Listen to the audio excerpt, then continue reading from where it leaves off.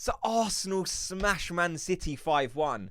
And we've had a bit of time since that game now. So after looking through all of the little details, I've come to the conclusion that this win was way more impressive than I first thought. I want to get your guys' thoughts on some of the things from the game, amongst other things as well. Before we get into it though, I want to ask you one quick favour. If you could, please just hit like on this video.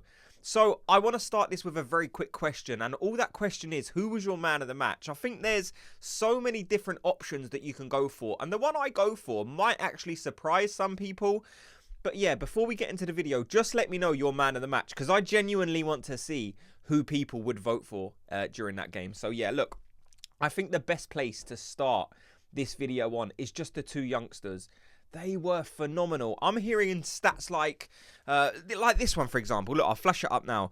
Only 2 players under the age of 18 have scored more than 2 goals for sides from Europe's top 5 leagues this season. Lamine Yamal and Ethan Nwaneri. And Nwaneri has played only 689 minutes compared to Yamal's 2,324. So when you see stats like that, and there was another one floating around as well. I didn't screenshot it, but it was something like with Nwaneri and Lewis Skelly. These are the 2 youngest scorers since Wayne Rooney and Mikel. So when you're kind of keeping that company, it just shows you how impressive that is. And these guys are now ready for the big stage. Look, there's going to be some big questions when Bukayo Saka comes back on what you actually do with Ethan Nwaneri. And you can let me know in the comment section, what do you do with Ethan Nwaneri when Bukayo Saka comes back? Because Saka obviously has to drop into the team. I mean, just now, I don't want to put a bad spin on it and people start to think, oh God, what are we going to do? Because I think you just have to enjoy that performance for what it was. So good. The thing that was so instrumental for me, like the thing that I noticed that Arsenal was so much better at than City, was just how strong our midfield was. Years gone by, Man City were always the team that would dominate you in the middle of the park. You think of some of the central midfielders they had: David Silva, Yaya Toure, Kevin De Bruyne, and like, you look at that game yesterday and you kind of, well, you see Partey, Rice and Odegaard had way too much for, who was it?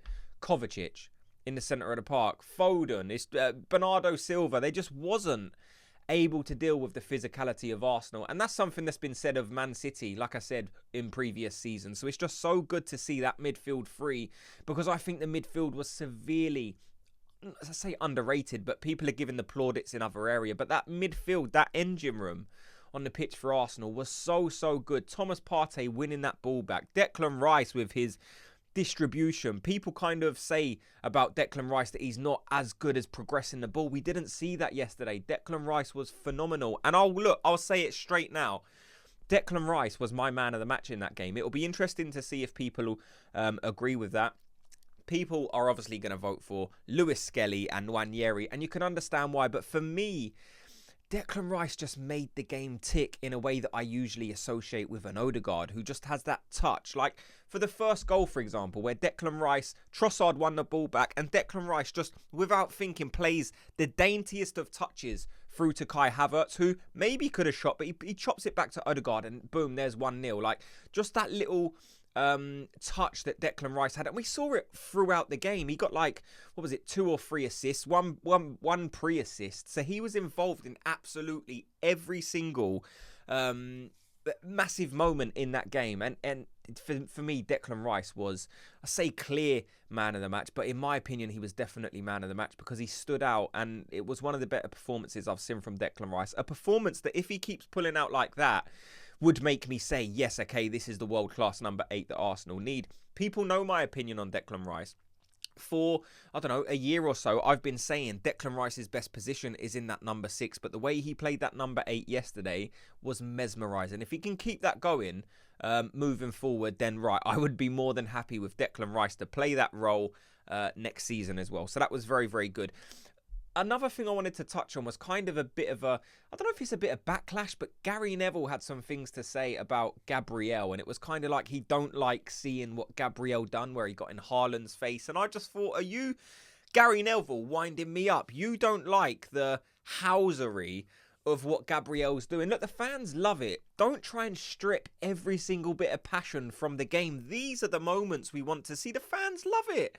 The Man City fans like it when Haaland done it and he threw the ball at Gabriel's head. Yes, us Arsenal fans moan about it, and I'm sure the Man City fans are going to be moaning about yesterday, saying, oh, he got in Haaland's face, but they can cry for all I care because we had to deal with it. Now they've got to deal with it. That's just a part of football. So Gary Neville saying, oh, I don't really like what Gabriel done. I don't really have any time for that. I don't care. I don't get why you're putting that opinion out there. That is part of football. You want some needle. And Arsenal versus Man City now is one of the biggest derbies in the Premier League calendar. No matter what, this game is always a game that people look for because they know now there's spice, there's needle. You kind of got the Pep Guardiola and the Arteta scenario. You got the Haaland and the Gabriel scenario. You got so many areas of the pitch that matches up to say this is a huge derby. And I tell you what I liked. I said I like it. I didn't like it at the time, but Bernardo Silva lost his head. He was kicking out at Trossard, which of course we didn't see any punishment for because he's not an Arsenal player.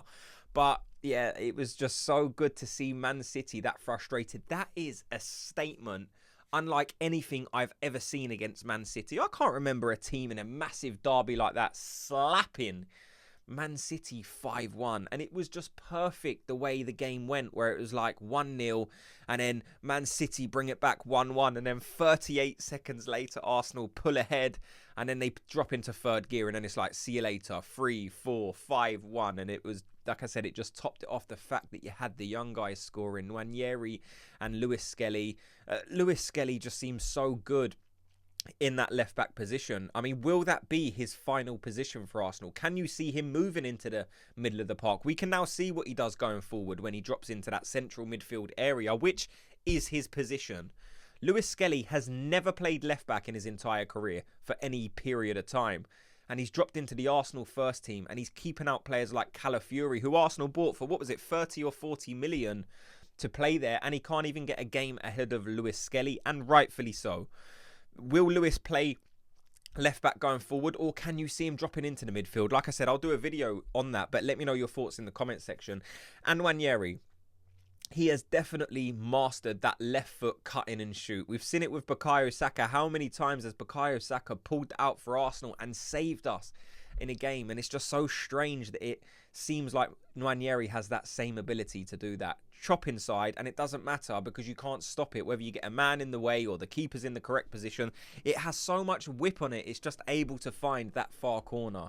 So I thought that was so impressive, and it's moments like these that you need. Like, it's a bit of luck from Arsenal. Now, obviously, these players are quality because of the system in which they've been produced.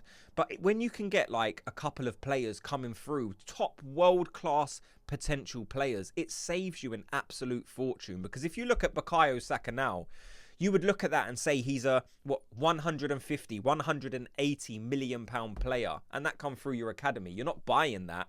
So now you've got Lewis Skelly and Nwaneri coming through. Again, I'm not putting any pressure on them, but these have the potential to be at a similar level to Bukayo Saka. So if you get two of those coming through, that can help build out your squad so much. Now, there's of course other areas that Arsenal need to, and at the time of the recording this, doesn't seem like we're going to be invested in.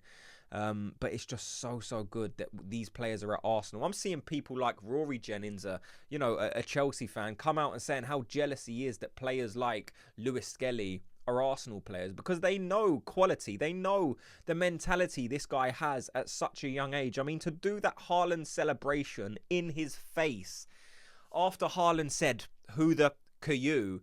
Lewis Skelly just showed him exactly who he is. And again, you see people online crying, saying, oh, he's won a title and, oh, he shouldn't be doing that. Of course he should be doing that. He's got every single right to do that after Haaland tried belittling him in front of everyone. Lewis Skelly pulling out his celebration. And to the people that don't like it, I just say cry more, because Arsenal fans are so happy with it. A couple of other things I noticed was the Havertz misses. Look, in the end, he got his goal, so maybe it's not as big of a talking point as maybe it could have been. But there was a couple of moments in that game, like even for the first one, the Odegaard goal. Like, if you're a striker who has 100% faith in your ability, you probably don't pass that. Look, I was a striker, obviously nowhere near the level of as any of these guys. But if I had that position in front of goal, I mean, I'm taking that shot. As the striker, you're one-on-one with the goalkeeper. These are the moments you wait for as the striker. I've got a one-on-one with the goalkeeper. Why do I need to pass for? This is what I do. This is my position. This is literally why I'm on the pitch. So when I get in them one-on-one situations, I can try and finish it and hopefully finish it. Havertz didn't have that confidence, and he actually scored his goal, which was maybe an even more difficult chance. Now, some people could say that's because the game was already put to bed, so there was less pressure on him. Is Havertz a player that can't perform under pressure? Maybe you can put that argument across, but then I would just say Champions League final. He's done it. It seems to me that he is better when he has less chance to think about what he's doing.